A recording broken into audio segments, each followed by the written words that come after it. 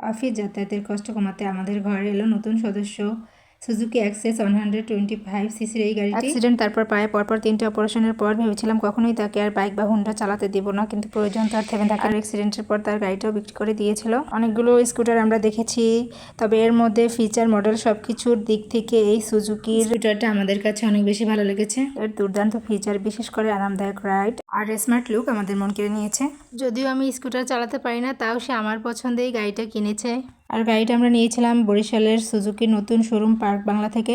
2-3 মাস অপেক্ষা করেছি আমরা এই গাড়িটার জন্য। পুরুষ মহিলা উভয়েরই এই গাড়িটা খুবই চাহিদায় রয়েছে। একদমই স্টক আউট হয়ে গিয়েছিল বাংলাদেশ থেকে, তারপর প্রি অর্ডারে মাত্রই আসলো গাড়িটা। আর গাড়ি কেনা উপলক্ষে এটা ট্রিট না হলে কি হয়, তাই মোহাম্মদের বাবা সিনেমান থেকে কাচ্চি নিয়ে এসেছিল, আর কাচ্চিটাও বেশ ভালো ছিল। গাড়িটা আপনাদের কেমন লেগেছে অবশ্যই কিন্তু কমেন্টে জানাবেন। আর আমাদের এই ছোটোখাটো আনন্দের মুহূর্তগুলো যদি ভালো লাগে পেজটি ফলো করে রাখবেন।